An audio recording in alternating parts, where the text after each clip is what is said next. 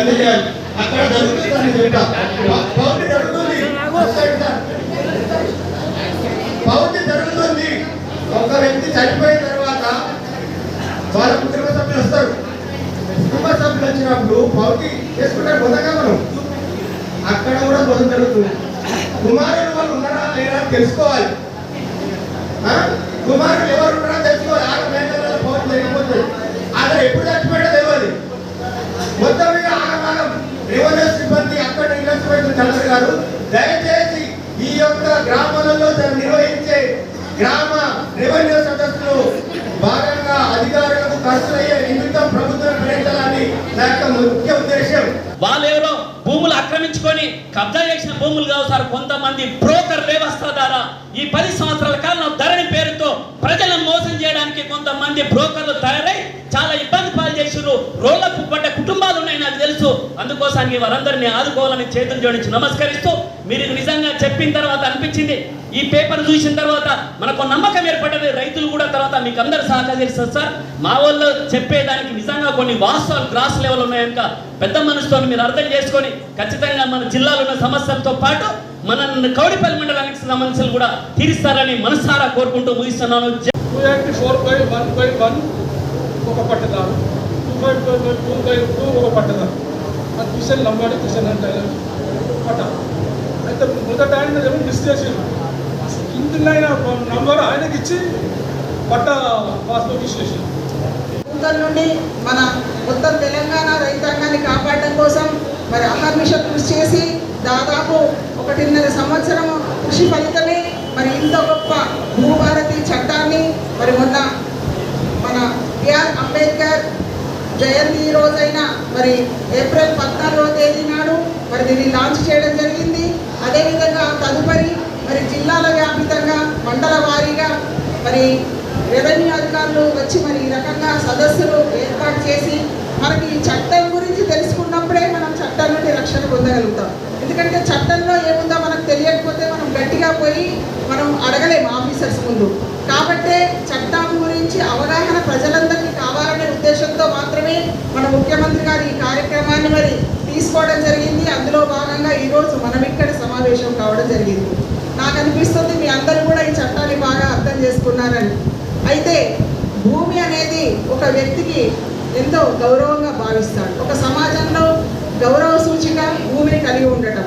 ఆ విషయాన్ని ఎన్నడో మన ఈ ఇందిరమ్మ ప్రభుత్వం గమనించింది కాబట్టి, అర్థం చేసుకుంది కాబట్టి గతంలోనే మరి భూమి యొక్క సీలింగ్ యాక్ట్ తీసుకొచ్చి మిగులు భూమి దాదాపు 25 లక్షల ఎకరాల భూమిని పేద, బడుగు, దళిత, బలహీన వర్గాలకి మరి ఆనాడు పంపిణీ చేయడం జరిగింది.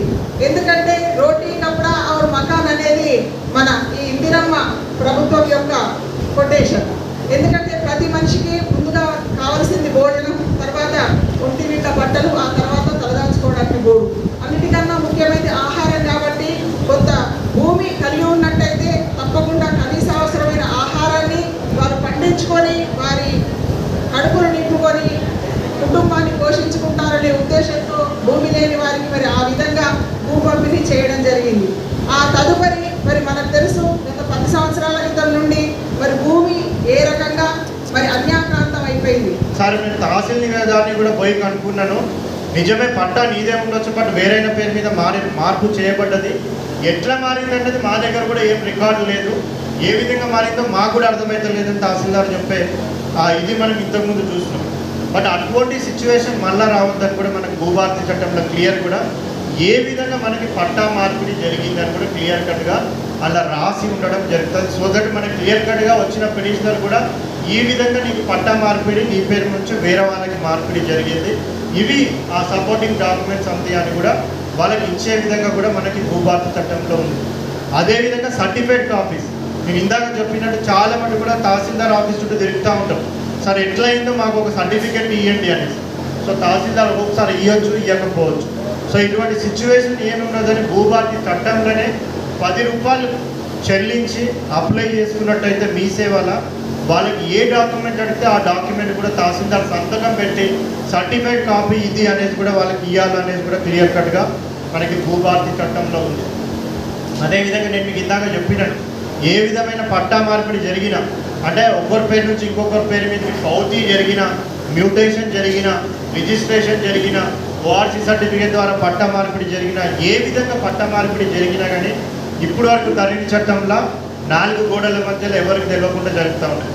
బట్ ఈ భూభారతి చట్టంలో ఏ విధమైన పట్టా మార్పిడి జరిగినా అందరికీ తెలిసే విధంగా నోటీస్ ఇచ్చి ఎంక్వైరీ చేసి, ఫీల్డ్ ఎంక్వైరీ చేసి ఆ పట్టా మార్పిడి చేయడం జరుగుతుంది. సరే, ఇంత ప్రాపర్గా పట్టా మార్పిడి చేసిన తర్వాత కూడా ఎవరికన్నా ఎవరైతే పట్టా మార్పిడి ఆన పేరు మీద కాలేదో వాళ్ళకి కొద్దిగా డౌట్ ఉంటుంది. అరే, తహసీల్దార్ సరిగా చేసిండో లేదో నాకు ఈయన మీద డౌట్ వస్తుంది, నేను ఆర్టీఓ దగ్గర పోయి కంప్లైంట్ ఇస్తాను అనుకుంటే కూడా ఆ